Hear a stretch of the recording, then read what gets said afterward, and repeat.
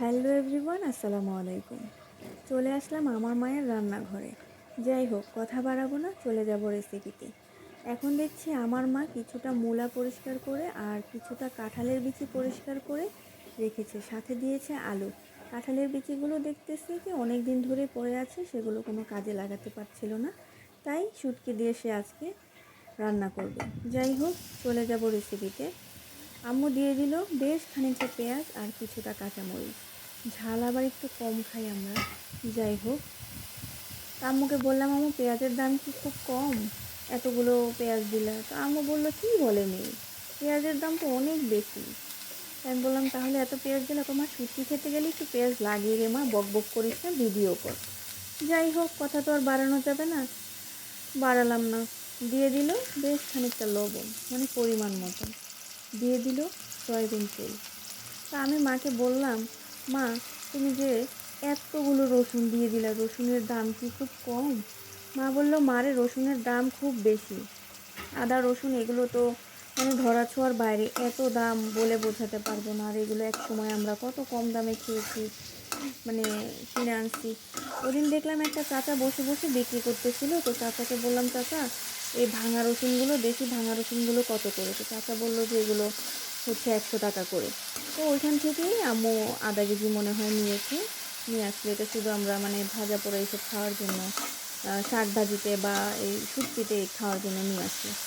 তো আম্মু দিয়ে দিল 2টা তেজপাতা, সাথে দিয়ে পেঁয়াজটাকে একটু হালকা ভেজে নিল। এরপরে দিয়ে দিল সেই পুঁটি মাছের শুটকিগুলো। এগুলোকে আগে থেকে গরম পানি দিয়ে ভালো করে ধুয়ে পরিষ্কার করে নিয়েছি আম্মু।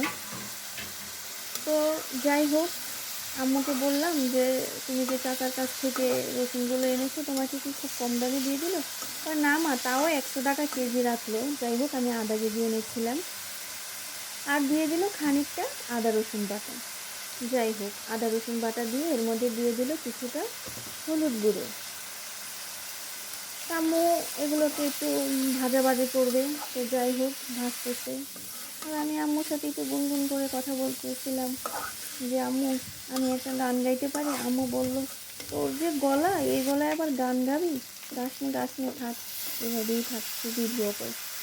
যাই হোক, গান আর গাইতে দিল না। তারপরে আম্মু কী করলো, পেঁয়াজ রসুনগুলো একটু ভাজা ভাজা করে দিয়ে দিল সেই আলু, কাঁঠালের বিচি, তারপরে হচ্ছে ছোটো ছোটো মূলা, কিউট কিউট মূলাগুলো আমার কাছে খুবই ভালো লাগছিলো দেখতে। তো আসলে যারা শুটকি পছন্দ করো, এইভাবে শুটকি রান্না করে তোমরা খাবে।